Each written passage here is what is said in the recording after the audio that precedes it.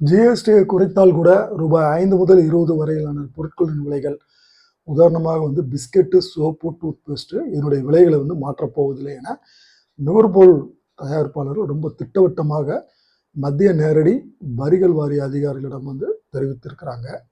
எவ்வளவு ஒரு ட்ரிக்கா ஒரே கல்லில் 3 மாங்காய் அடிக்கிறதுன்றது மாதிரி இந்த வியாபாரிகள் பேசியிருக்கிறாங்க. இவங்க சொல்றத பார்த்தீங்கன்னா, உதாரணமாக 20 ரூபாய் பிஸ்கெட் பாக்கெட்டை எடுத்துக்கொண்டால் விலையை குறைக்காமல் அதே விலைக்கு கூடுதல் பிஸ்கெட்களை வழங்க உள்ளோம் என மண்டையில் மசாலா அரைக்கிற மாதிரி பேசியிருக்கிறாங்க.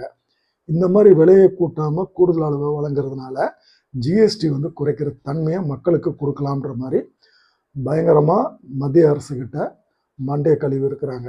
இது எவ்வளோ பெரிய ஏமாற்றத்தனமான வேலை பாருங்கள்.